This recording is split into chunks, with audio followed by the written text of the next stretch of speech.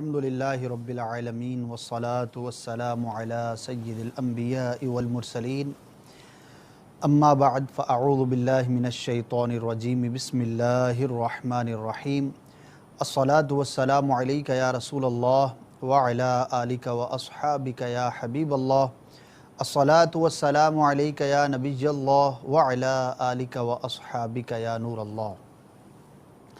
تمام مدنی چینل کے ناظرین کو مرحبا کہتا ہوں۔ آج الحمدللہ ہمارے ساتھ جو نارملی ناظرین ہوتے ہیں ان کے علاوہ چونکہ محرم کے دن ہیں اور ان دنوں میں بے شمار اسلام بھائی قافلوں میں بھی سفر کرتے ہیں، تو ملک بھر کے مختلف علاقوں سے جو فیضان مدینہ میں اسلام بھائی 10 دن کے لیے مذاکروں کے لیے حاضر ہوئے ہیں وہ بھی یہاں پر جمع ہیں، انہیں بھی مرحبا کہتا ہوں۔ فیضان مدینہ مسجد میں وہ ہمیں دیکھ رہے ہوں گے۔ اس کے علاوہ جو ہمارے ساتھ شامل ہے، اللہ تبارک و تعالی سب کو دین و دنیا کی بھلائیاں عطا فرمائے۔ آج کا ہمارا موضوع آج کے دن کی مناسبت سے سیرت سیدنا فاروق اعظم رضی اللہ تعالی عنہ ہے۔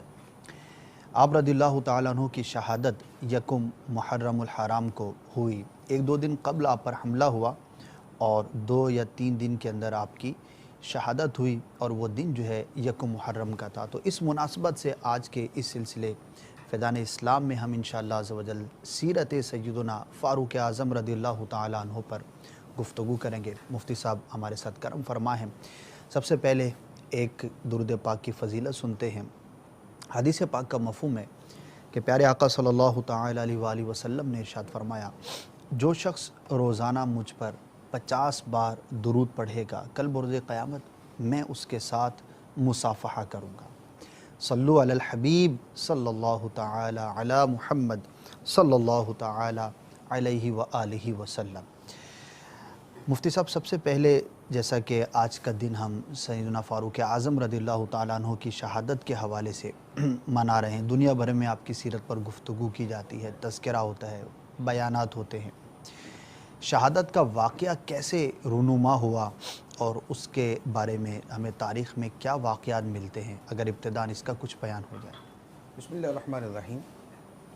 سیدنا عمر فاروق رضی اللہ تعالی عنہ کی شہادت یکم محرم الحرام کو ہوئی، اور اسی مناسبت سے ہم آج کا دن منا رہے ہیں۔ جی، آپ رضی اللہ تعالیٰ عنہ کی شہادت کا واقعہ جو عموماً کتابوں میں موجود ہے وہ یہ ہے کہ حضرت مغیرہ بن شعبہ رضی اللہ تعالیٰ عنہ کا ایک غلام تھا، ابو اللؤلؤ، مجوسی تھا، یعنی آتش پرست، آگ کی پوجا کرنے والا۔ وہ چکی بنانے کا ماہر تھا، چکیاں بناتے تھے آٹا پیسنے والی۔ صحیح۔ اور اس کو اپنے مالک سے شکایت تھی اپنے معاوضے کے اعتبار سے کہ مجھے میرا مالک جو رقم دیتا ہے وہ کم ہے۔ تو اس نے حضرت عمر فاروق رضی اللہ تعالی عنہ سے کہا کہ میرے مالک سے بات کرے اور میرا معاوضہ جو ہے وہ بڑھائے۔ ٹھیک ہے۔ عمر فاروق رضی اللہ تعالیٰ نے اس سے تفصیلات پوچھ کر فرمایا کہ مناسب تو ہے۔ اسے تو فرما دیا کہ مناسب ہے، لیکن اپنے ذہن میں یہ رکھا کہ میں اس کے مالک سے بات کروں گا۔ صحیح۔ لیکن وہ مجوسی یعنی یوں کہہ لے کہ بڑا خبیث الفطرت اور انتہائی جو ہے وہ کینہ پرور قسم کا تھا۔ اپنے دل کے اندر اس نے بات رکھ لی کہ میں نے ان سے انتقام لینا ہے، اور ڈھکے چھپے الفاظ کے اندر آپ کو دھمکی بھی اس نے دے دی کہ میں ایسی آپ کے لیے چکی تیار کروں گا کہ دنیا اسے یاد رکھے گی۔ صحیح۔ عمر فاروق رضی اللہ تعالیٰ عنہ نے لوگوں سے فرما بھی دیا کہ یہ مجھے دھمکی دے کے گیا ہے۔ اس کے بعد سیدنا عمر فاروق رضی اللہ تعالیٰ عنہ ایک دن فجر کی نماز کے لیے تشریف لا رہے تھے، یا فجر کی نماز کے لیے اقامت کہی گئی اور آپ نے جو ہے وہ نماز لوگوں کی صفیں سیدھی کرنا شروع کی۔ تو وہ جو مجوسی تھا اس نے ایک 2 دھاری خنجر تیار کیا، اور اس خنجر کو اس نے زہر میں بھگویا، کیونکہ زہر میں بھگونے کا نتیجہ یہ ہوتا ہے کہ وہ خنجر اگر لگے گا تو زخم کے ساتھ ہی زہر بھی بدن میں سرایت کر جائے گا، تو موت لازمی طور پہ واقع ہو جاتی ہے۔ تو اس نے یہی طریقہ کیا کہ جیسے سیدنا عمر فاروق رضی اللہ تعالی عنہ یا تو فجر کے لیے لوگوں کو جگاتے ہوئے مسجد تشریف لا رہے تھے، یا پھر نماز کی اقامت ہوئی، تکبیر کہی گئی اور آپ لوگوں کی صفیں سیدھی کر رہے تھے۔ تو مدینہ منورہ میں اس وقت بالکل گھپ اندھیرا تھا، مسجد کے اندر گھپ اندھیرا تھا، فجر کی نماز کا وقت تھا۔ تو اس نے اس اندھیرے میں عمر فاروق رضی اللہ تعالی عنہ پر حملہ کر دیا، اور اس قدر آپ کو یعنی شدید زخمی کیا کہ آپ کا پیٹ مبارک جو ہے بالکل اس نے چاک کر کے رکھ دیا، یعنی ایسا چاک کیا کہ جب آپ کو فوراً اٹھا کر لے کر گئے اور آپ کو نبیذ پلائی، اس کے بعد دودھ پلایا، تو جیسے آپ کو پلایا گیا وہ آپ کی انتڑیوں سے باہر آ گیا، یعنی زخم اتنا گہرا اور اتنا زیادہ تھا کہ وہ فوراً باہر آ گیا۔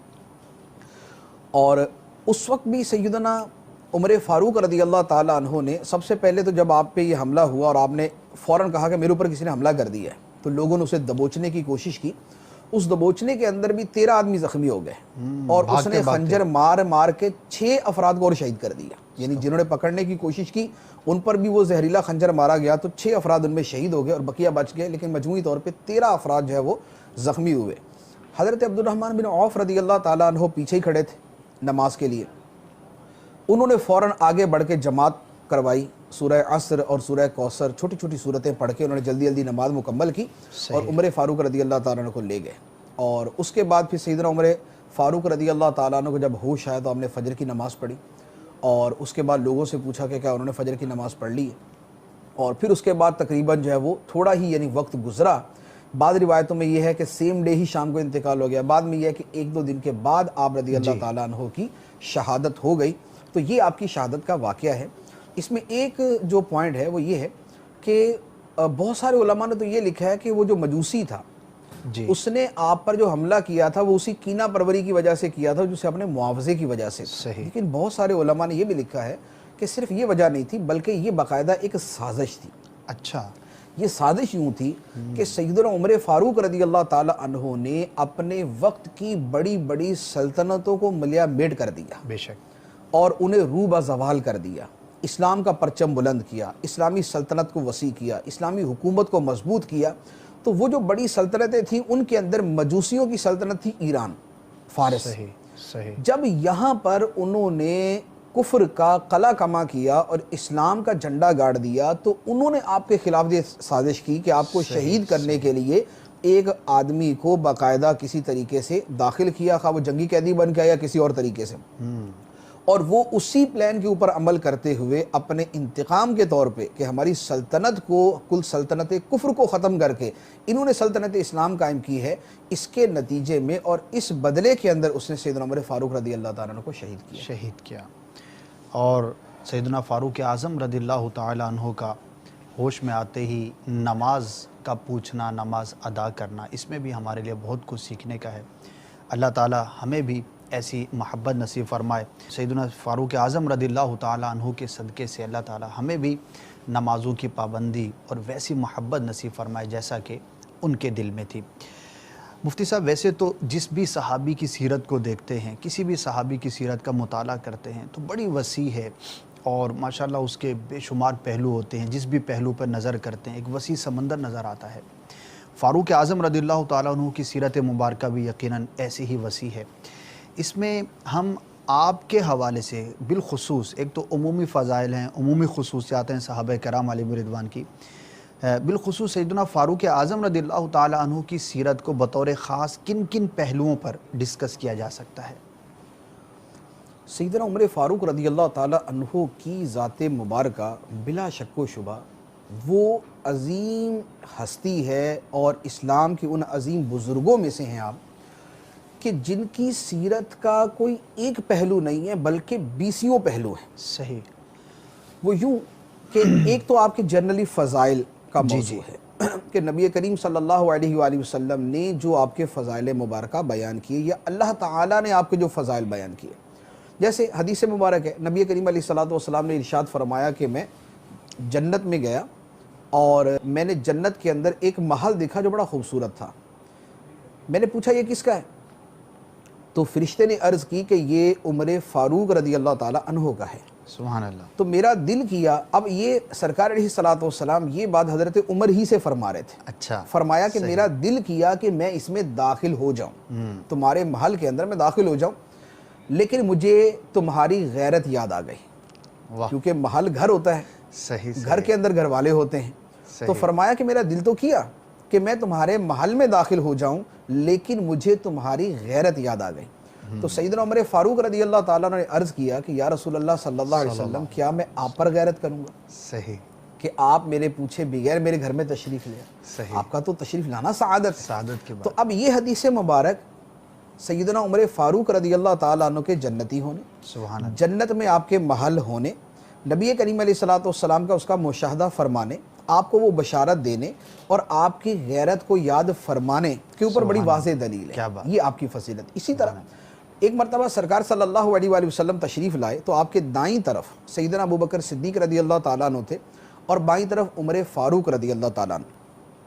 سرکار صلی اللہ علیہ وآلہ وسلم نے اب یہ جو منظر ہے کہ دائیں طرف صدیق اکبر ہیں, بائیں طرف عمر فاروق رضی اللہ تعالیٰ عنہ ہیں, سرکار صلی اللہ علیہ وآلہ وسلم نے ارشاد فرمایا ہاکذا نبعث یوم القیامہ, قیامت کے دن بھی ہم ایسے ہی اٹھائے جائیں گے. سبحان اللہ. یعنی گویا قیامت کے دن سرکار دو عالم صلی اللہ علیہ وآلہ وسلم جب تشریف لائیں گے اس وقت بھی منظر یہ ہوگا کہ سرکار کے دائیں طرف صدیق اکبر ہوں گے اور بائیں طرف عمر فاروق رضی اللہ تعالیٰ عنہ ہوں گے. تو یہ آپ کے اس طرح کے جو فضائل ہیں اس پر تو یعنی یوں کہہ لیں کہ حد تواتر تک احادیث ہیں, یعنی کثیر تعداد کے اندر احادیث ہیں.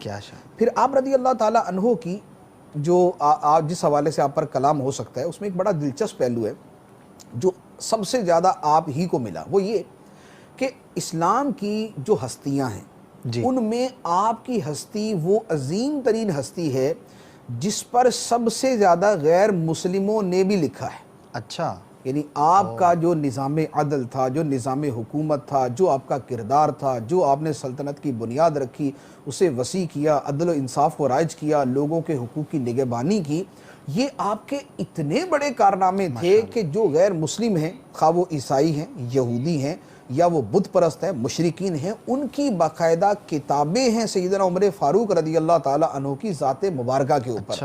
اور آپ کو غیر مسلموں نے تاریخ دنیا, تاریخ اسلام نہیں, تاریخ دنیا کی ان ہستیوں میں شامل کیا ہے کہ جنہوں نے دنیا کے اوپر عظیم ترین اثرات مرتب کیے اور عظیم ترین اچھے اثرات مرتب کیے. سبحان اللہ. تو اب اگر اس پہلو کے اعتبار سے ہم کلام کریں کہ غیر مسلموں نے جو آپ کو خراج تحسین پیش کیا اور جو آپ کا کردار تھا, جو آپ کی عظمت تھی, وہ تو یعنی وہ بتاتے خود ایک پورا ٹاپک ہے. صحیح. اچھا, پھر اس کے ساتھ ایک تیسرا پہلو جس پر بطور خاص ہم نے کلام کرنا ہے وہ ہے آپ رضی اللہ تعالیٰ عنہ کا کردار.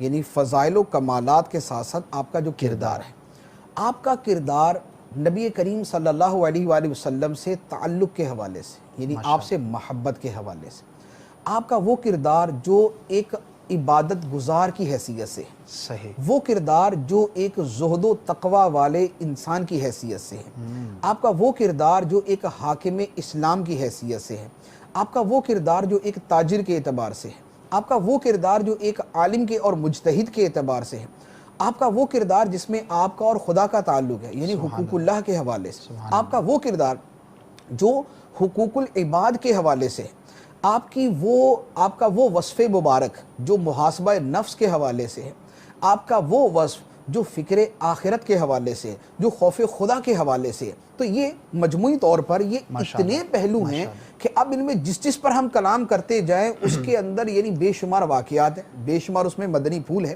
اس کے لیے میں ایک مشورہ دوں گا. جی جی. ہمارے دعوت اسلامی کا جو تصنیفی شعبہ ہے المدینۃ العلمیہ, اس کی بڑی ہی پیاری کتاب فیضان فاروق اعظم رضی اللہ تعالیٰ عنہ.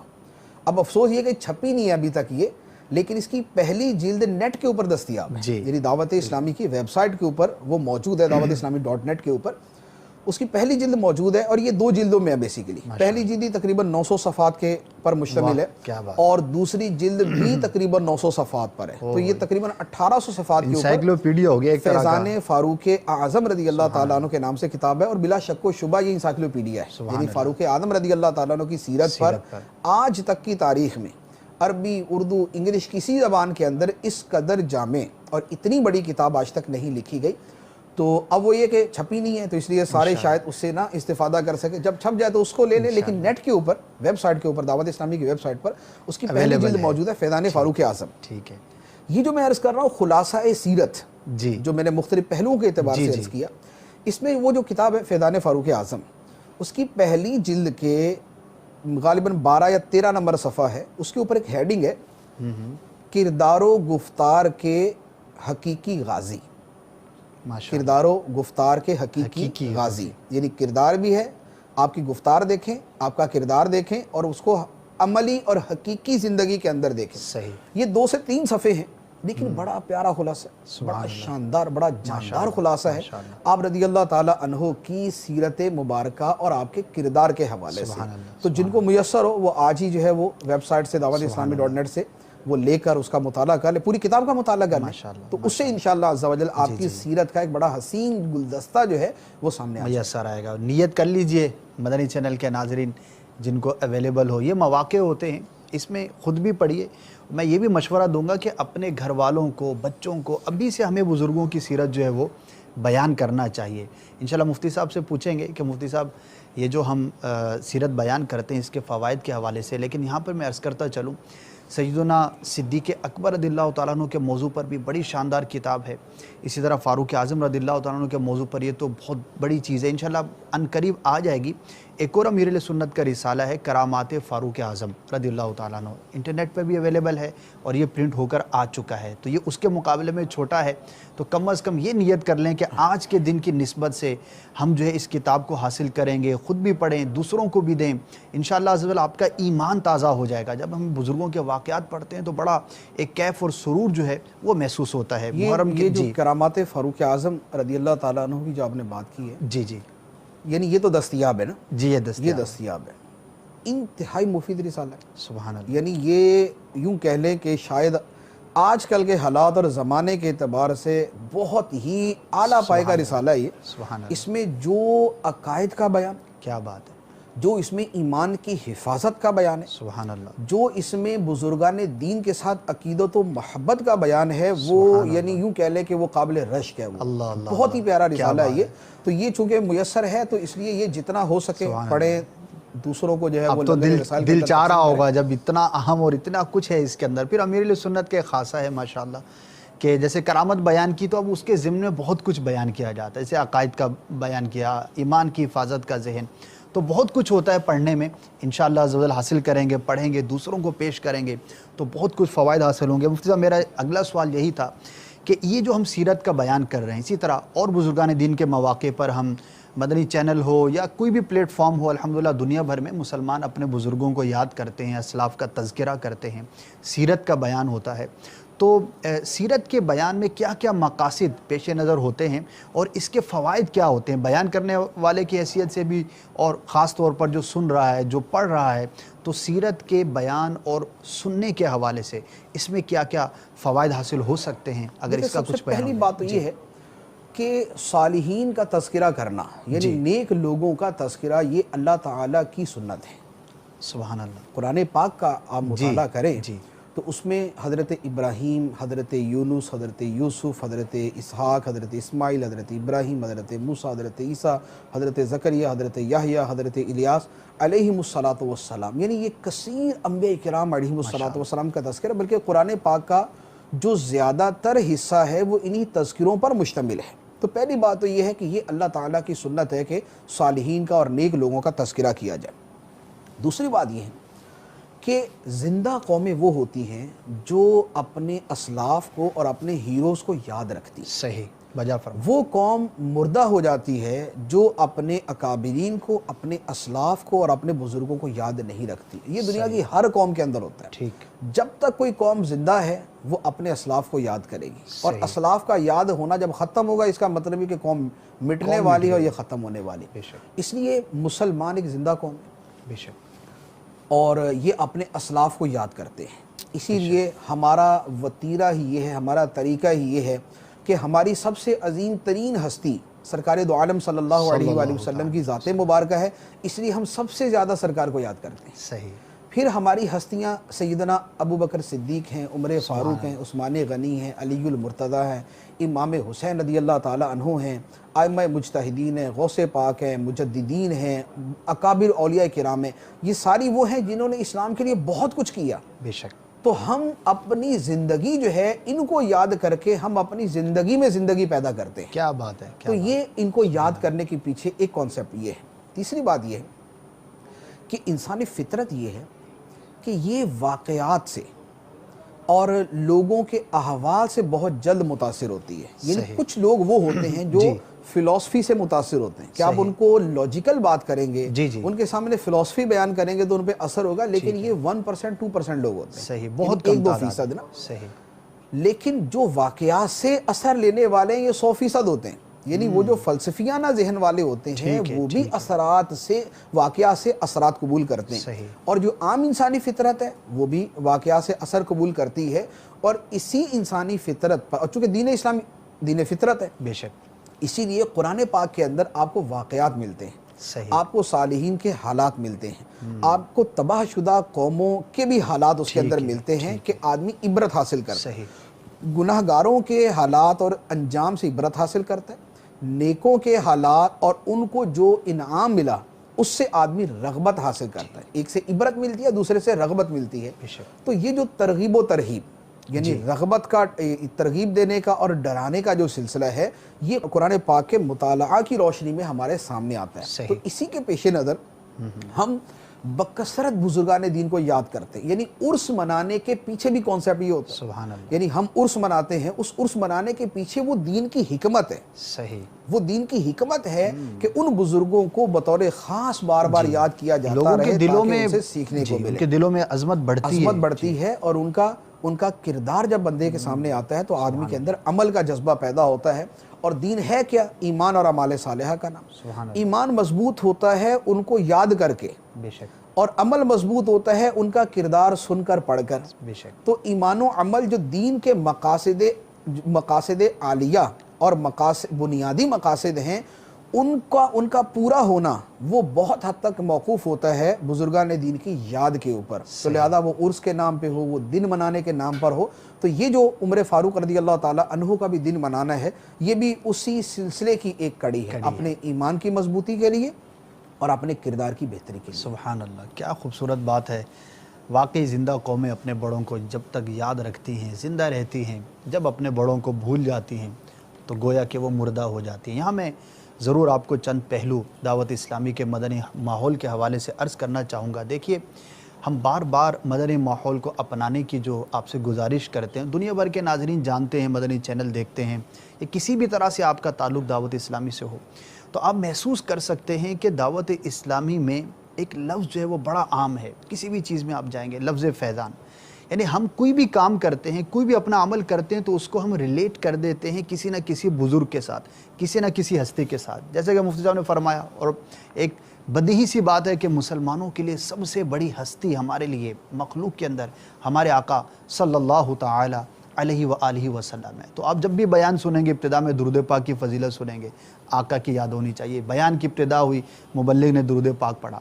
سنت کی بات کرتے ہیں, بیان ہے تو سنتوں بھرا بیان ہے.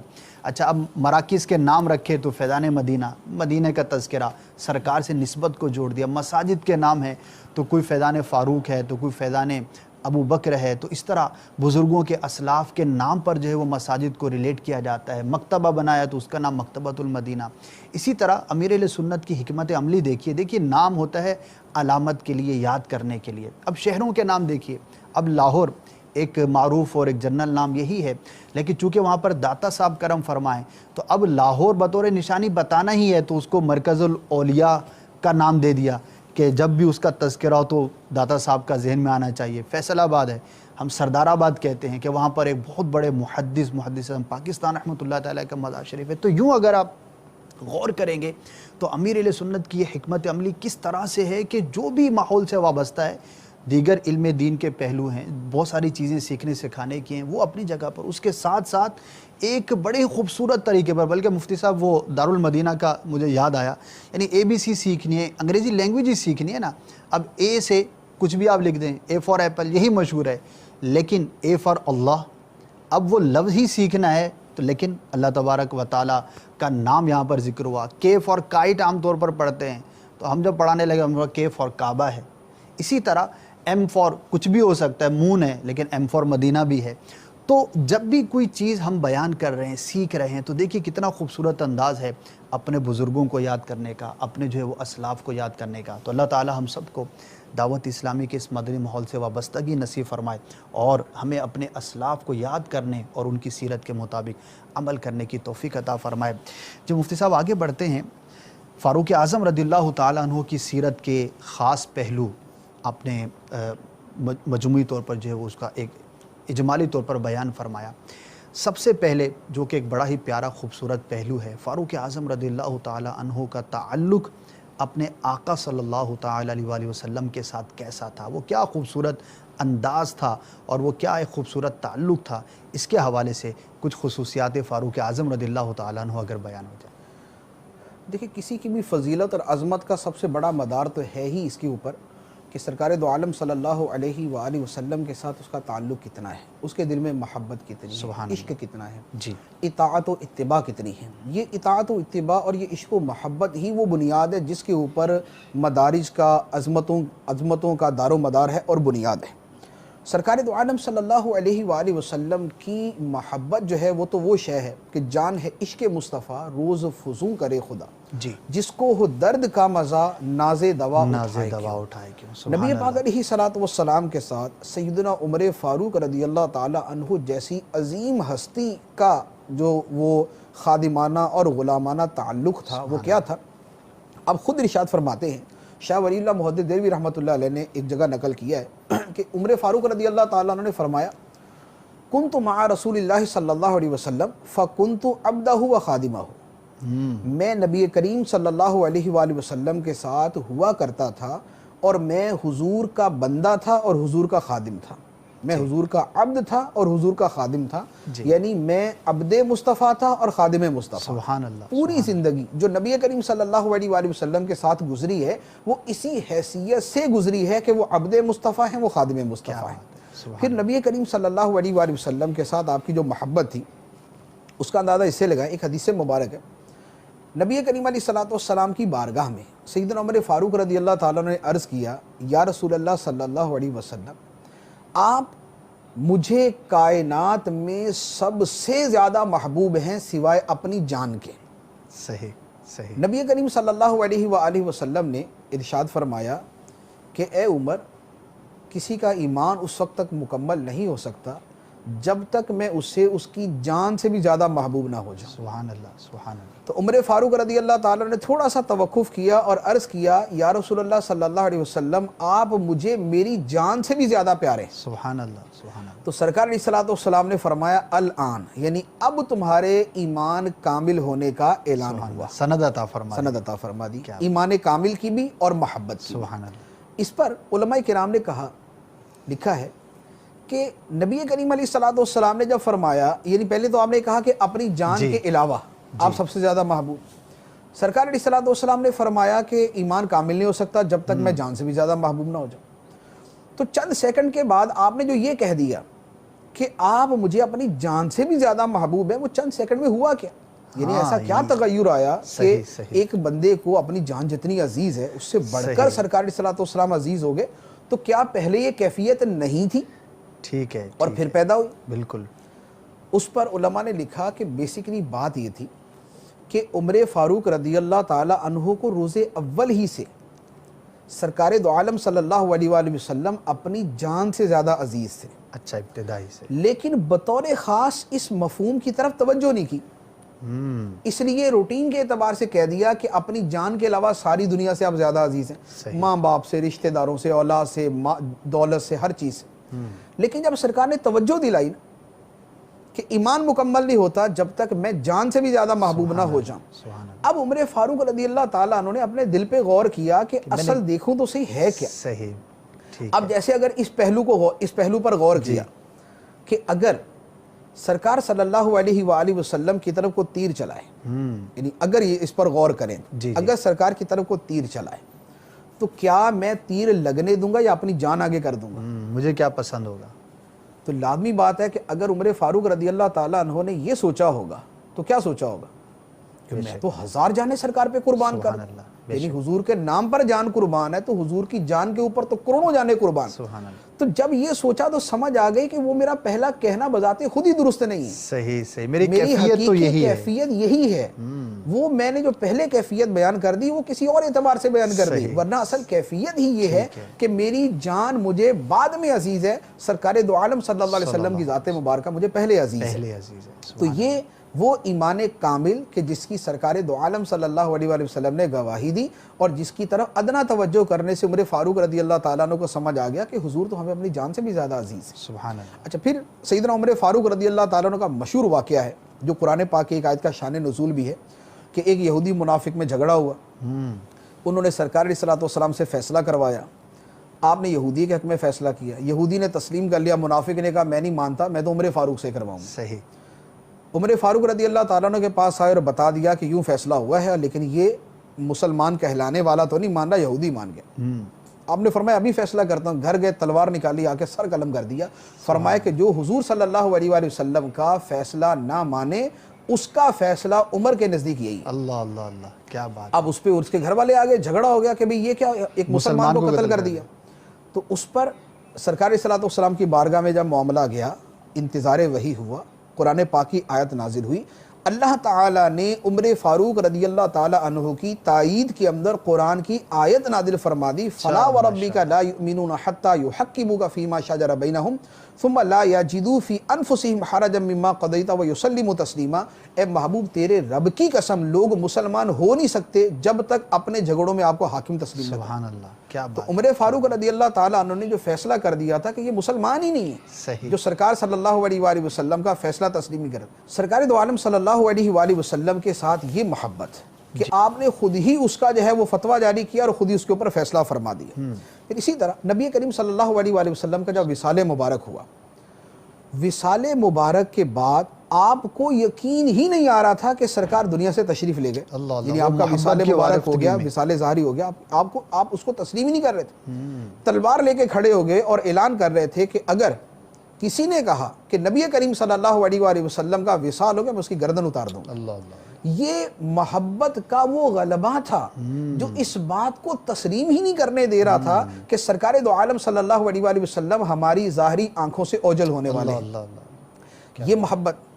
پھر آپ نبی کریم علیہ الصلوۃ والسلام کے ساتھ محبت کا ایک اور انداز کہ آپ حجر اسود کے سامنے ایک مرتبہ کھڑے ہوئے اور حجر اسود کو آپ نے فرمایا کہ اے حجر اسود تو ایک پتھر ہے, میں تجھے نہ چومتا, صحیح, لیکن میں تمہیں اس لیے چوم رہا ہوں کہ میں نے اپنے آقا صلی اللہ علیہ وآلہ وسلم کو تمہیں چومتے ہوئے دیکھا ہے. کیا بات ہے. میں اس لیے یہ کہہ کر آپ نے حجر اسود کو بوسہ دیا. گویا حجر یعنی ایک ایک عمل کے اندر ان کے ذہن میں تصور یہ ہے تعلق سرکار سے, یہ اس کا تعلق نبی کریم صلی اللہ علیہ وآلہ وسلم کے ساتھ ہے, لہذا میں اس لیے اسے بوسہ دے رہا ہوں. کیا بات ہے. اچھا, پھر سرکار دو عالم صلی اللہ علیہ وآلہ وسلم کے شہر مبارک کے ساتھ محبت کہ آپ دعا کیا کرتے تھے, اللہم ارزقنی شہادتا فی سبیلک وجعل موتی فی بلدی رسولک صلی اللہ علیہ وسلم. اے اللہ مجھے اپنے راستے میں شہادت کی موت عطا فرما اور مجھے اپنے محبوب کے شہر کے اندر موت عطا فرما. شہادت چاہیے لیکن چاہیے مدینے میں. اور یہ آپ کی دعا قبول ہوئی, شہادت بھی ملی, مدینہ منورہ کے اندر بھی ملی, سبحان اللہ, اور مدینہ منورہ کے اندر ہی آپ کی جو ہے وہ تدفین ہوئی. اچھا, پھر آپ کی محبت کا ایک پہلو یعنی وہ آپ کی عظمت بھی ہے, وہ آپ کے ساتھ ہماری محبت بھی ہے, اور وہ آپ کی سرکار صلی اللہ علیہ وسلم کے ساتھ محبت بھی. سبحان اللہ. آپ سے اگر میں عرض کروں کہ داتا صاحب کا مزار کہاں ہے, صحیح, آپ کے دیر میں فوراً جو ہے نا وہ یعنی داتا دربار آ جائے گا, بے شک, اب اس کا منظر آئے گا. صحیح. آپ سے میں کہوں کہ عبداللہ شاہ غادی رحمۃ اللہ علیہ کا مزار کہاں ہے تو آپ کو ساحل سمندر کی وہ بلندی کے اوپر نظر آ جائے. صحیح. لیکن اگر میں آپ سے کہوں کہ سیدنا عمر فاروق رضی اللہ تعالیٰ عنہ کا مزار مبارک کہاں ہے, سبحان اللہ, سبحان اللہ, کیا بات ہے. تصور میں گنبد گنبد خضرا آئے گا, آپ کے تصور کے اندر گنبد خضرا آ جائے گا, کیونکہ عمر فاروق رضی اللہ تعالیٰ عنہ کا مزار گنبد خضرا ہے. سبحان اللہ, سبحان, کیونکہ سرکار صلی اللہ علیہ وآلہ وسلم کے قدموں میں ہے, آپ کے پہلو میں, آپ کے قرب کے اندر. کیا بات ہے, کیا بات. اور آپ نے اگر کسی بھی مزار پہ حاضری دینی ہے تو آپ اس کے مزار پہ جاتے ہیں, اور اگر آپ مجھ سے یہ کہیں کہ عمر فاروق رضی اللہ تعالیٰ عنہ کے مزار پہ حاضری دینی ہے, آج ان کا یوم عرس ہے, ان کے مزار پہ حاضری دینی ہے, کیا کروں, تو آپ سے کیا جواب ملے گا؟ آپ کو مدینے جواب جانا ملے گا ہوگا۔ کہ سنہری جالیوں کے سامنے چلے جائیں، کیا بات ہے، سبحان اللہ۔ سنہری جالیوں کے سامنے چلے جائیں، آپ کو سیدنا عمر فاروق رضی اللہ تعالیٰ عنہ کی بارگاہ میں سلام عرض کرنے کا موقع مل جائے گا۔ سبحان اللہ۔ اور دنیا کا کوئی مسلمان، دنیا کا کوئی مسلمان جو حج کرنے جائے گا، اس کو سرکار نے فرمایا کہ حج کرے اور میری زیارت نہ کرے، اس نے میرے ساتھ ظلم کیا۔ صحیح۔ لہذا جو حاجی جاتا ہے وہ حج کرنے کے بعد مدینہ منورہ حاضر ہوتا ہے، اور جب وہ مدینہ منورہ حاضر ہوتا ہے تو گویا سرکار نے ان دونوں بزرگوں کو اپنی بارگاہ میں اپنے ساتھ رکھ کر مسلمانوں پر یہ لازم کر دیا کہ جو مجھے سلام کرے گا وہ عمر فاروق کو بھی سلام کرے گا، صدیق اکبر کو بھی سلام کرے گا۔ کیا بات ہے۔ تو جن کی بارگاہ میں حاضری کا تصور کیا جائے تو آپ کو سنہری جالیاں یاد ہیں، آپ کو گنبد خضرا یاد ہے، آپ کو مسجد نبوی یاد آ جائے، آپ کو سرکار صلی اللہ علیہ وسلم کا پڑوس یاد آ جائے، آپ کو مدینہ منورہ یاد آ جائے، تو ان کی سرکار صلی اللہ علیہ وآلہ وسلم کے ساتھ محبت کا عالم کیا ہو۔ سبحان اللہ، کیا بات ہے، کیا پیاری گفتگو ہے، اور کتنے پیارے تصورات ہیں، اور سیدنا فاروق اعظم رضی اللہ تعالیٰ عنہ کا مرتبہ، رتبہ، شان، یہ وہ انعامات ہیں کہ جب ساری زندگی سرکار صلی اللہ تعالی وسلم پر نثار رہے، قربان رہے، مال ہو یا جان ہو، وقت ہو، خاندان ہو، کنبہ ہو، کچھ بھی ہو، سرکار صلی اللہ تعالی علیہ وآلہ وسلم کی بارگاہ میں سب کچھ قربان کیا، تو آقا نے ایسا انعام عطا فرمایا کہ دنیا سے رخصت ہونے کے بعد بھی اپنے غلام کو اپنے ساتھ رکھا۔ اور کتنا پیارا ایک پہلو بیان ہوا کہ فاروق اعظم رضی اللہ تعالیٰ عنہ کا مزار کا تصور آتے ہی گنبد خضرا کا تصور آتا ہے۔ اللہ تعالیٰ ہمیں بھی ان کی برکتیں عطا فرمائے، نیتیں بھی کرتے چلے جائیے کہ جس طرح انہوں نے اپنا تعلق اپنے آقا صلی اللہ تعالی علیہ وسلم سے اتنا مضبوط بنایا تھا، ایسا عشق، ایسی محبت کہ جس کی مثال نہیں ملتی، تو ان کا عمل سنت کے مطابق کس قدر مضبوط ہوگا۔ ہم بھی نیت کریں، آج ہم تذکرہ کر رہے ہیں، اس کے ساتھ ساتھ ہمیں یہ بھی اپنی نیت بنانی ہے کہ جو بھی ہم یہاں پر سن رہے ہیں، سمجھ رہے ہیں، تو اس کے مطابق انشاءاللہ عز و جل ہم عمل کی بھی کوشش کریں گے۔ ہم بھی اپنی زندگی کے اندر اپنے ظاہر و باطن کو پیارے آقا صلی اللہ تعالی علیہ وسلم کی سنتوں کے مطابق ڈھالنے کی کوشش کریں گے۔ اللہ تعالی ہمیں فاروق اعظم رضی اللہ تعالیٰ عنہ کا صدقہ نصیب فرمائے۔ مفتی صاحب، یہ تو تھا وہ تعلق جس کی وجہ سے فاروق اعظم رضی اللہ تعالیٰ عنہ فاروق اعظم بنے، اور یہ وہ محبت اور وارفتگی تھی کہ جس کی وجہ سے آپ کو یہ مرتبہ ملا، رتبہ ملا۔ اب کچھ ان کی سیرت کے جو پہلو ہیں، ظاہر ہے بہت سارے ہیں، آپ نے ایک طویل لسٹ جو ہے وہ بیان کی ہے، اس میں سے چند کو ہم ظاہر ہے یہاں پر بطور خاص گفتگو میں لا سکیں گے۔ اس عشق و محبت کا جب نتیجہ ظاہر ہوتا ہے تو زہد اور تقوی حاصل ہوتا ہے، مسلمان جو ہے وہ اس طرف راغب ہوتا ہے، سرکار صلی اللہ علیہ وسلم کے محبت کا ایک بڑا نتیجہ یہ ظاہر ہوتا ہے۔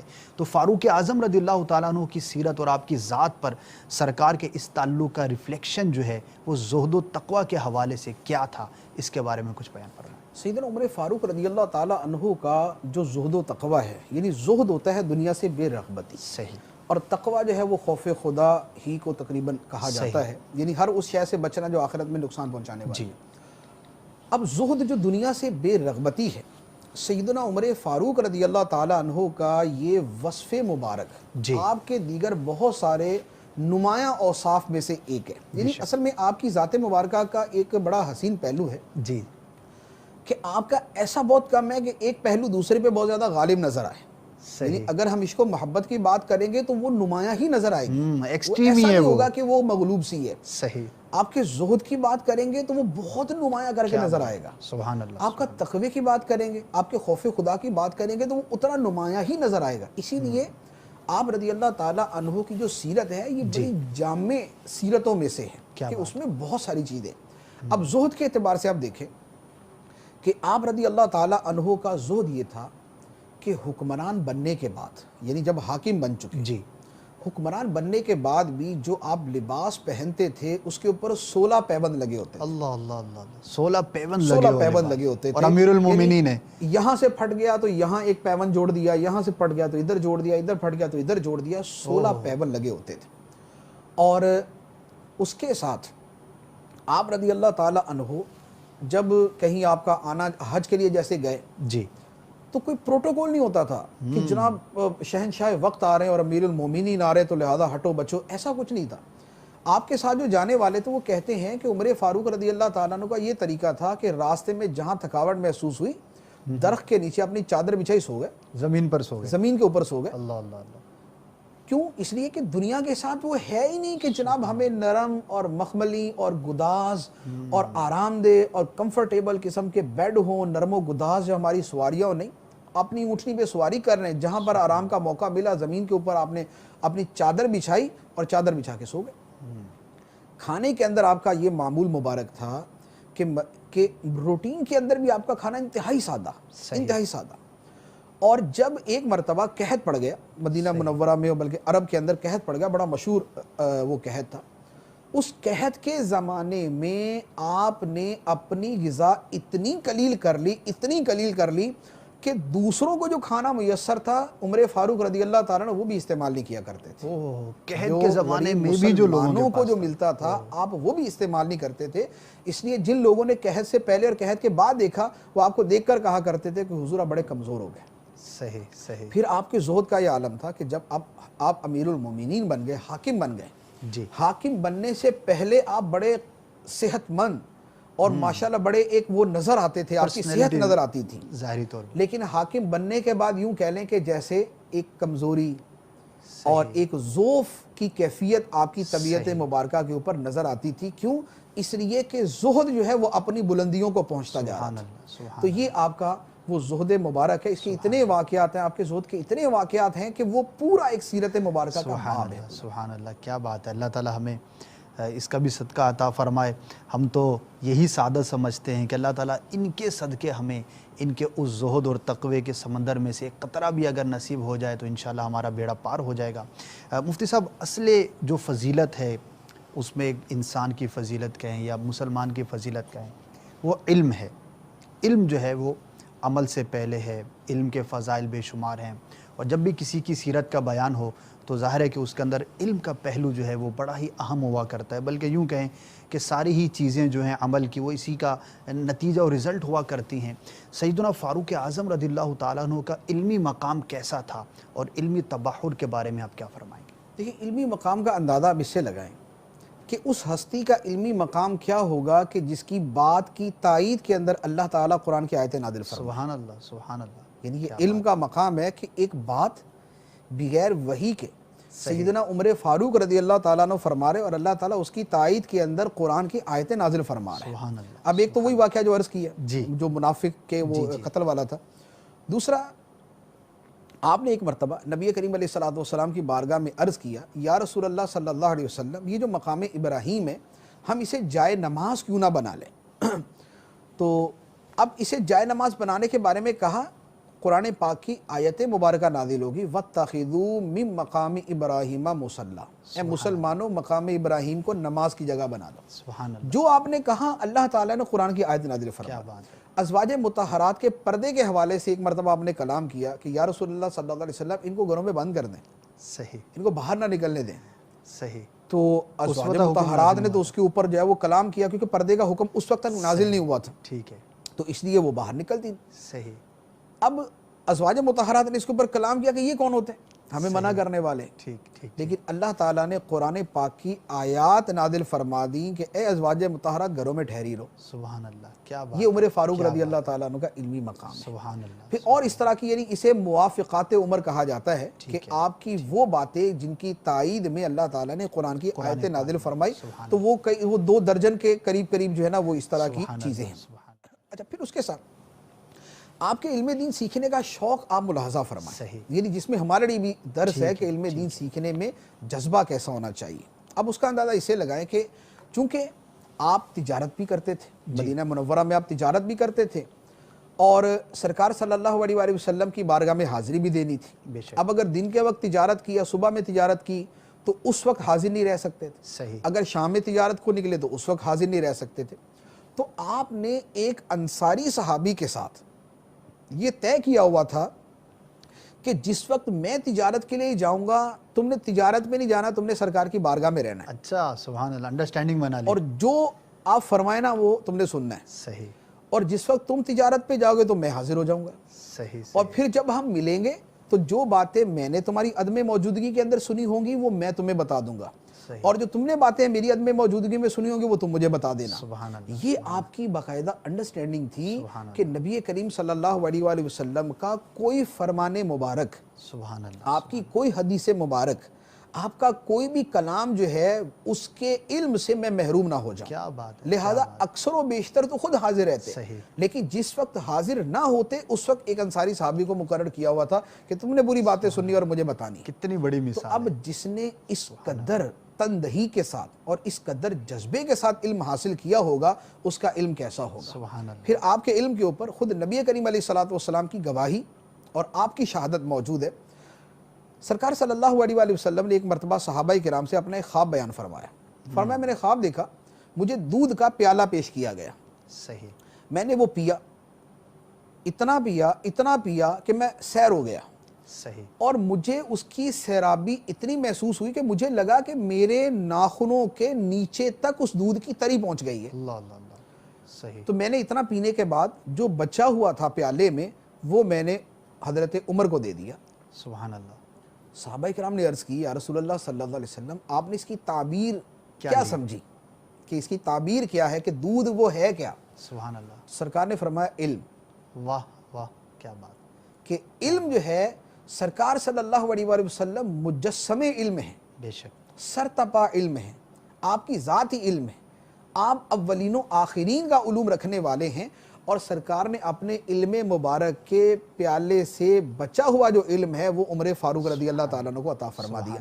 تو جن کو سرکار صلی اللہ علیہ وآلہ وسلم نے خود علم عطا فرمایا اور جن کے بارے میں خود بتا دیا کہ میرا بچا ہوا علم عمر فاروق رضی اللہ تعالیٰ عنہ کے پاس ہے, تو ان کا علم کیسا ہوگا. سبحان اللہ. اسی لیے آپ کے علم کے بارے میں دیگر صحابہ کرام گواہی دیا کرتے تھے. چنانچہ حضرت عبداللہ ابن مسعود رضی اللہ تعالیٰ عنہ فرماتے ہیں کہ اگر تمام قبائل عرب کا علم ایک پلڑے میں رکھ دیا جائے اور عمر فاروق کا علم دوسرے پلڑے میں رکھ دیا جائے تو عمر فاروق والا پلڑا ہی غالب آئے. سبحان اللہ. سبحان اللہ. اور ایک اور فرمان ہے, آپ حضرت عبداللہ ابن مسعود رضی اللہ تعالیٰ عنہ ہی کا ہے, آپ نے فرمایا کہ وہ ایک گھڑی جو میں نے سیدنا عمر فاروق رضی اللہ تعالیٰ عنہ کی صحبت میں گزاری ہے وہ ایک گھڑی میرے نزدیک ایک سال کی عبادت سے بہتر ہے. سبحان اللہ. صحابی کہہ رہے ہیں. ان کے ساتھ رہ کر جو میں نے علم سیکھا وہ ایک سال کی عبادت سے بھی زیادہ. سبحان اللہ. پھر عمر فاروق رضی اللہ تعالیٰ عنہ کا, اچھا اب اتنا علم, اس کے ساتھ آپ کا ایک خاص عمل ہے جو بطور خاص جو اہل علم ہے ان کے لیے قابل تقلید ہے. وہ کیا کہ اب علم تو اتنا ہے. صحیح.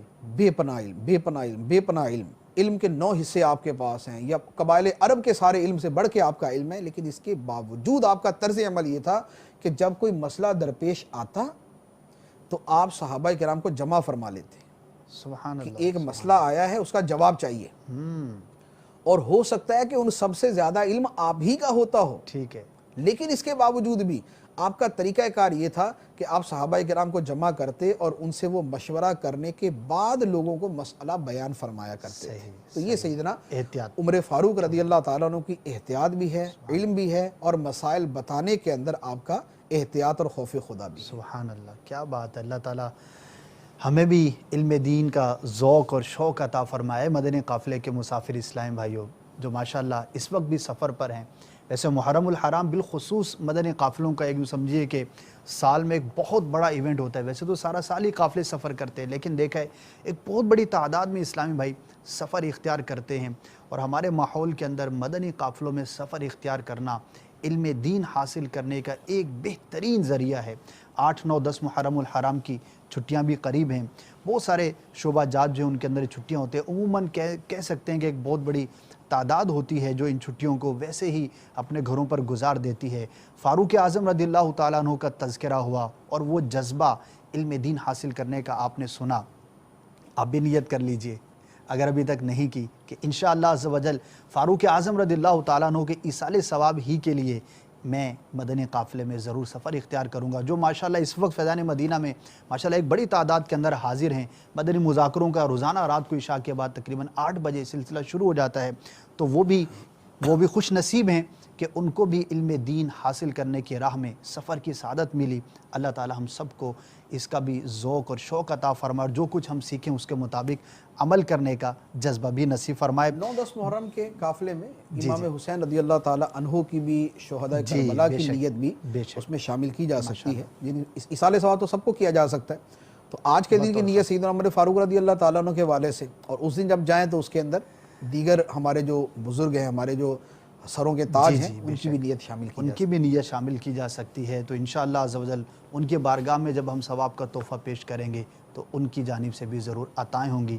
مفتی صاحب ایک اور بڑا ہی پہلو ہے، یہ بھی آپ نے خود ہی فرمایا کہ جس بھی پہلو کو دیکھیں وہ ایکسٹریم پوزیشن پر نظر آتا ہے۔ علم کی بات ہوئی، فاروق اعظم رضی اللہ تعالیٰ عنہ کی شجاعت، بہادری اور مجاہدانہ صلاحیتیں یہ بھی بڑی مشہور ہیں، اس کے اگر کچھ پہلو بیان ہو جائیں تو ہمارے لیے باعث فخر ہوگا۔ دیکھیں آپ کی بہادری اور شجاعت جی اور آپ کا جو مجاہد ہونا تھا، یہ تو ایسی بات ہے کہ یعنی اس کو بھی آپ وہی کہہ سکتے ہیں کہ یہ بھی آپ کے نمایاں اوصاف میں سے سبحان ایک اللہ، ہے، جی جی بے کیونکہ شک، آپ کا جو تعارف ہے وہ ایک عادل حکمران کے طور پہ ہے، جی ٹھیک، اور حاکم کی سلطنت جتنی مضبوط ہے وہ حاکم اتنا ہی بڑا بہادر اور صحیح، شجاع ہے۔ بے شک، عمر فاروق رضی اللہ تعالیٰ عنہ کی شجاعت میں پہلے تو آپ یہ دیکھیں کہ آپ زمانہ اسلام سے پہلے بھی ٹھیک ہے، آپ پہلوان تھے، اچھا، یعنی کشتیوں میں ریسلنگ کے اندر حصہ لیتے تھے اور آپ سے کبھی کوئی جیت نہیں سکتا تھا، صحیح، یہ آپ کے واقعات باقاعدہ موجود ٹھیک ہیں۔ ہے، اچھا آپ جب مسلمان ہوئے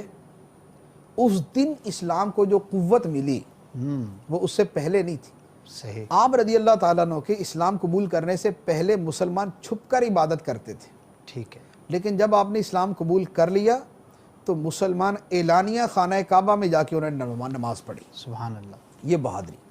اچھا پھر جب آپ نے ہجرت کی، اس ہجرت کا واقعہ آپ کی بہادری کا ثبوت ہے کہ سب نے چھپ کر ہجرت کی، ٹھیک ہے، لیکن عمر فاروق رضی اللہ تعالیٰ نے جب ہجرت کی تو آپ خانہ کعبہ گئے، طواف کیا، نماز پڑھی، اور اس کے بعد وہاں جتنے بڑے بڑے بہادر سردار بیٹھے ہوئے تھے ان سب سے اعلانیہ ارشاد فرمایا کہ تم میں جس نے اپنی بیوی کو بیوہ کرنا ہے اور اپنے بچوں کو یتیم کرنا ہے وہ میرے مقابلے میں آ جائے، کیا بات ہے، للکار تھی یہ، میں ہجرت کر کے جا رہا سبحان ہوں، اللہ، جس نے مقابلہ کرنا سامنے آ جائے۔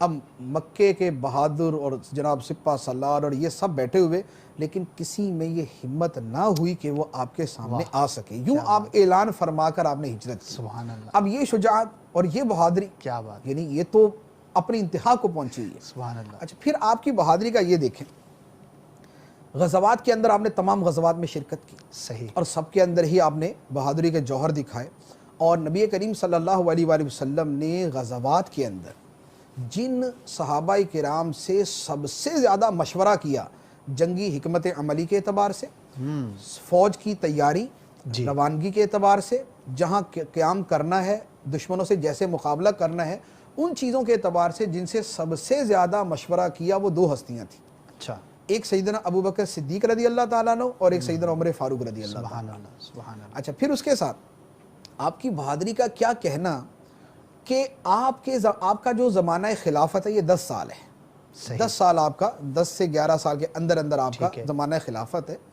اس زمانہ خلافت میں جو مسلمانوں نے فتوحات کی جی، وہ فتوحات ہیں 22 لاکھ مربع میل، 22 لاکھ مربع میل، 22 اتنا بڑا لاکھ ایریا، مربع میل کا ایریا اسلامی سلطنت میں داخل ہوا۔ واہ واہ، 22 لاکھ مربع میل ہوتا کتنا ہے؟ پاکستان سے 4 گنا بڑا، یعنی صحیح، پاکستان کا جو رقم ہے نا 7,96,095 ٹھیک کلو ہے، میٹر، یہ کلو میٹر میں، وہ جی، مائلز کی بات کر رہا ہوں، ٹھیک ہے، اس سے 4 گنا بڑا، یعنی 4 پاکستان مل جائیں، اتنا بڑا رقبہ آپ نے 10 سال کے اندر اسلامی سلطنت میں شامل فرمایا۔ اور یہ اسلامی سلطنت میں شامل کرنا صرف یوں نہیں تھا کہ فتح کر لیا اور ختم، ان علاقوں کو فتح کر کے وہاں اسلامی کلچر، اسلامی تہذیب، اسلامی نظام، اسلامی طرز زندگی کو امپوز کر دینا، باقاعدہ سبحان اللہ، نافذ کر دینا، صحیح، اور صحیح، ان لوگوں کے اندر اسلام کو ڈال دینا، ان کے دلوں تک اسلام کو پہنچا دینا، کیا بات، یہ آپ کی جو ہے وہ کارناموں میں سے ہے۔ سبحان اللہ، تو 10 سال کے اندر جس نے اتنا رقبہ جو ہے وہ اسلامی سلطنت میں شامل کیا، اسی لیے علماء نے لکھا ہے کہ کاش 10 سال اگر اور مل جاتے تو سبحان پوری دنیا کے اوپر صحیح، اسلامی سلطنت اور اسلامی حکومت نافذ ہو جاتی، کیا بات ہے، اللہ تعالیٰ فاروق اعظم رضی اللہ تعالیٰ عنہ کی بہادری کا صدقہ ہمیں بھی نصیب فرمائے۔ مفتی صاحب اتنا بڑا ایک ماشاءاللہ آپ کا تعلق رہا لوگوں کے ساتھ، آپ امیر المؤمنین بنے، صحابہ کرام علیہم الرضوان کے ساتھ وقت گزارا، اسی طرح دیگر اقوام کے ساتھ بھی تعلقات ہوئے، آپ خلیفہ وقت رہے، اتنی بڑی سلطنت تھی، لوگوں سے رات دن کا تعلق، آپ گوشہ نشین نہیں تھے، لوگوں کے درمیان رہا کرتے تھے، تو جب بھی لوگوں کے ساتھ کسی کا کانٹیکٹ ہوتا ہے تو ایک پبلک جو سوشل تعلقات ہوتے ہیں اس کی بات ضرور آیا کرتی ہے. تو فاروق اعظم رضی اللہ تعالیٰ عنہ کا حقوق العباد کے پہلو کے حوالے سے جو لوگوں کے ساتھ تعلق تھا اس کی احتیاطیں اور اس میں جو آپ کا جو طرز عمل تھا وہ کیسا تھا؟ حقوق العباد تو وہ بنیادی چیز ہے کہ جس کی ادائیگی کے بغیر ایک آدمی صحیح مسلمان بھی نہیں بن سکتا، یعنی نیک لوگوں کی فہرست میں بھی داخل نہیں ہو سکتا. ٹھیک ہے. اور عمر فاروق رضی اللہ تعالیٰ عنہ وہ ہیں جو سید الصالحین ہیں، یعنی صالحین کے سردار ہیں، متقین کے سردار ہیں. آپ رضی اللہ تعالیٰ عنہ کا جو حقوق العباد کا معاملہ تھا جی اسے سمجھنے کے لیے جو آپ کے بڑے پیمانے پر اقدامات ہیں جی وہ میں عرض کرتا ہوں. جو جزوی واقعات ہیں وہ بہت سارے بھی ہیں ٹھیک ہے، اور بڑے خوبصورت بھی ہیں، لیکن وہ پورا بیان ہے ایک. ٹھیک ہے. آپ کا مشہور فرمان جو آج بھی بڑے بڑے لوگ جو ہے وہ جسے کوٹ کرتے ہیں کہ آپ نے فرمایا کہ فرات کے کنارے اگر بکری کا بچہ بھی بھوکا مر گیا تو اس کی ذمہ داری عمر پر ہوگی. اللہ اللہ اللہ، کیا بات. جانوروں کے حقوق کا بھی جو اتنا لحاظ کرنے والا ہے وہ انسانوں کے حقوق کا کتنا لحاظ کرتا. دوسری بات، آپ کے بارے میں یہ معروف ہے اور سب کو علم ہے کہ جب آپ حکمران بنے، امیر المومنین بنے، تو آپ رات کے وقت مدینہ منورہ کی گلیوں میں پہرا دیا کرتے تھے. بذات خود وہ پہرا کس بات کا تھا؟ وہ پہرا اب مدینہ منورہ پہ کوئی حملہ نہیں ہونا تھا کہ آپ اس کو چیک کر رہے تھے، اس کے لیے تو فوج جو ہے وہ سرحدوں پہ متعین کر دی جاتی ہے، اور کبھی قریب کے اندر کوئی تھا بھی نہیں ایسا کوئی دور دراز تک دشمن کے جس سے حملے کا اندیشہ ہو. اسلامی سلطنت ہی بہت وسیع تھی. صحیح. اس سے پہلے 10 صوبوں سے گزر کے آتا جس نے حملہ کرنا تھا. صحیح. وہ جو مدینہ منورہ کے احوال کا آپ دیکھتے تھے اس میں دو چیزیں تھیں. ایک تو آپ یہ دیکھتے تھے کہ کوئی خلاف شرع کام تو نہیں ہو رہا، شرابیں تو نہیں چل رہی یا کوئی اور ایسا معاملہ تو نہیں، کیونکہ حکمران کی ذمہ داری ہے اسلامی احکامات کو نافذ کرنا. ٹھیک ہے. اور دوسرا یہ تھا کہ آپ مدینہ منورہ کی گلیوں میں جو گھومتے تھے اس میں یہ دیکھتے تھے کہ کہیں کوئی تکلیف میں تو نہیں. اللہ اللہ اللہ. کیونکہ میں امیر المومنین ہوں اور میری ذمہ داری ہے کہ میرے ہوتے ہوئے لوگ تکلیف میں نہ آئیں. تو آپ مدینہ منورہ کی گلیوں میں اسی لیے چکر لگاتے تھے تاکہ لوگ اگر کسی تکلیف میں ہیں تو ان کی تکلیف دور کر سکے. اور پھر اس کے واقعات بھی ملتے ہیں. سبحان اللہ سبحان اللہ. کہ آپ نے یعنی ایک جگہ دیکھا کہ ایک عورت جو ہے وہ پریشان ہے اور اس کے بچے قریب بلک رہے ہیں، معلومات کی تو پتہ چلا کہ وہ کھانے کے لیے کچھ نہیں ہے. تو آپ رو پڑے، بیت المال گئے، بوری اٹھائی، اپنے کندھے پہ لادی اور چل پڑے. غلام نے کہا کہ حضور میں اٹھاتا ہوں. فرمایا قیامت کے دن کا بوجھ کون اٹھائے گا؟ اللہ اللہ اللہ. اپنے کندھے پہ لادی، اس کے پاس گئے، جا کے اسے دی، کہا کہ پکاؤ. پکانے کے بعد کہا کہ کھلاؤ. میں نے ان کو روتے ہوئے دیکھا ہے، دل کرتا ہے کہ ہنستے ہوئے بھی دیکھو، ان بچوں کو ہنستے ہوئے بھی دیکھو. اب یہ کیا ہے؟ یہ حقوق العباد کا اس سے بڑا تصور کیا ہو سکتا ہے؟ کسی حکمران کی یہ ذمہ داریوں میں نہیں ہوتا کہ وہ راتوں کو جاگ کے اپنے شہر کے اندر پہرا دے. ٹھیک ہے. اس کے لیے وہ افراد مقرر کرتا ہے. جی. لیکن سیدنا عمر فاروق رضی اللہ تعالیٰ عنہ کا ایک جو حقوق العباد اور لوگوں کی خیرخواہی کا جذبہ تھا وہ یہ تھا کہ آپ مدینہ منورہ کے اندر راتوں کو یوں گھوما کرتے تھے. اسی طرح ایک اور واقعہ جس میں تھا کہ وہ ایک کوئی شخص آیا، اس کی بیوی کا جو ہے وہ ڈیلیوری کا وقت قریب تھا تو کوئی تھا نہیں اس کے پاس. آپ اپنے گھر گئے، اپنی زوجہ محترمہ کو ساتھ لیا اور اس کے پاس گئے، جا کر اس کا معاملہ حل کیا. اس کے بعد کہا کہ صبح جب امیر المومنین کے پاس جانا تو جا کر جو ہے نا ان کے پاس چلے جانا، وہ تمہیں کچھ دیں گے. صحیح. صبح جب وہ وہاں پہنچتا ہے اور جا کے وہ دیکھتا ہے کہ یہ تو وہی رات والی ہستی ہیں جنہوں نے میری خدمت کی. تو یہ ہے لوگوں کی خیرخواہی، یہ ہے حقوق العباد کا جذبہ.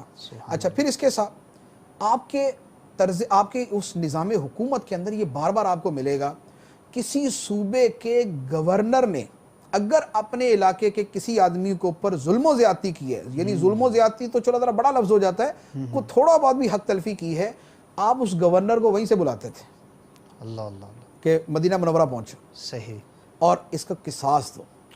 جس نے کسی کے اوپر زیادتی کی، خواہ وہ گورنر ہے، وہ حاکم ہے، وہ ایڈمنسٹریٹر ہے، وہ جو بھی ہے، عمر فاروق رضی اللہ تعالیٰ نے اس سے برابر کا قصاص لیا. اگر کسی حاکم کے بیٹے نے کسی کے اوپر زیادتی کی تو آپ نے اس کو بلا کر یہی فرمایا کہ کیا تمہیں مسلمانوں پر اس لیے حکمران مقرر کیا ہے کہ تمہارے بیٹے دوسروں کے اوپر زیادتی کریں؟ اللہ اللہ. یا کسی کو اگر یوں غلام بنا کے رکھا ہوا تو فرمایا کہ ان کی ماں نے ان کو آزاد جنا تھا، تم نے کب سے انہیں غلام بنا لیا. حکمران کا معاملہ اپنی رعایا کے ساتھ غلاموں والا نہیں ہوتا کہ ان کو غلام بنا کے رکھے، بھائیوں والا اور اولاد والا ہوتا ہے. وہ آزاد ہیں، ان کی ماں نے آزاد جنا ہے، ان کے ساتھ وہی معاملہ کیا جائے گا. تو یہ آپ کے جو اس طرح کے جتنے طرز عمل ہے، وفات کے وقت آپ نے اپنے بیٹے کو فرمایا کہ میرے اوپر جتنا قرض ہے اس کی ذمہ داری لے لو, صحیح میرے اوپر کوئی قرضہ باقی نہ رہے. تو آپ کے اوپر 80,000 درہم قرض تھا. صحیح. اور یہ کون ہے؟ یہ حاکم وقت ہے, یعنی 22 لاکھ مربع میل کا حاکم ہے. یہ جو 4 ملکوں کے برابر کے رقبے کے جو ہے وہ حاکم ہے, اور وہ 80,000 کے مقروض ہیں. صحیح. اور اس پر بھی یہ نہیں کہہ رہے کہ چونکہ میں حاکم ہوں لہذا مجھے معاف کر دیا جائے. اپنے بیٹے سے فرمایا کہ اس کی ذمہ داری لے لو, اگر تم نہیں کر سکتے تو میرے خاندان پورے سے جو ہے نا وہ جمع کر کے اس کو ادا کر دینا. تو حضرت عبداللہ بن عمر رضی اللہ تعالی عنہما نے وہ ذمہ داری لی, اور آپ کے وصال مبارک شہادت کے بعد 1 ہفتے کے اندر وہ سارا قرضہ ادا کر دیا. کیوں؟ اس لیے کہ قرضہ حقوق العباد سے متعلق ہے. واہ کیا بات ہے. اس میں بالخصوص جو صاحب منصب لوگ ہیں بہت درس ہے احساس ذمہ داری کا. اور کوئی بھی شخص ہے کسی بھی منصب پر فائز ہے, گھر کا حاکم ہے یا کسی ادارے کا حاکم ہے یا کسی ملک کا حاکم ہے, کسی بھی سطح پر ہے کہ جس کے ماتحت کچھ افراد جو ہے وہ کام کرتے ہیں. بہت کچھ مدنی پھول ہیں. مفتی صاحب مجھے بتایا گیا کہ وقت جو ہے وہ ختم ہو چکا. بہت سارے سوالات تھے, 1-2 میں نے سکپ بھی کیے, اور بہت سارے پہلو ہیں. خوف خدا کے واقعات پر بات کرنی تھی, اسی طرح اور آپ رضی اللہ تعالیٰ عنہ کی سخاوت ہے, اور بہت سارے پہلو ہیں. ابتدا میں جیسا کہ ہم نے بیان کیا کہ مکمل سیرت کا بیان اتنے مختصر وقت میں ممکن نہیں. یہ سلسلہ کرنے کا مقصد آپ کی بارگاہ میں بزرگوں کا تذکرہ اور یہ ذکر پہنچانا اور کرنا, اس کی وجہ یہ ہوتی ہے کہ اللہ تبارک و تعالی ہمیں بھی توفیق عطا فرمائے. جس طرح انہوں نے اپنی زندگی گزاری اور کامیاب ہو گئے, آج اتنی صدیاں گزرنے کے بعد بھی دنیا بھر میں ان کا اچھا تذکرہ موجود ہے, اور لوگ آج بھی ان کی سیرت پر عمل کر کے کامیاب ہو سکتے ہیں. تو آپ بھی نیت کیجئے, میں بھی نیت کروں, اچھی نیتوں کے ساتھ جو ہے وہ ہم سلسلے کو جو ہے وہ اختتام کی طرف لے کر جاتے ہیں. اللہ تعالی ہم سب کو فاروق اعظم رضی اللہ تعالیٰ عنہ کی سیرت کے مطابق عمل کرنے کی بھی توفیق عطا فرمائے.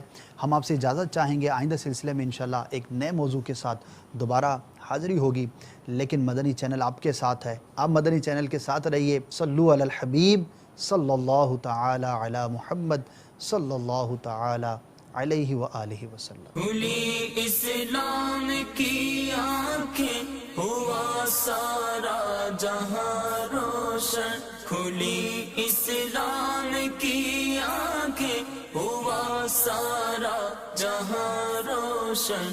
عرب کے چاند صدقے کیا ہی کہنا تیری طلعت کا, عرب کے چاند صدقے کیا ہی کہنا تیری طلعت کا.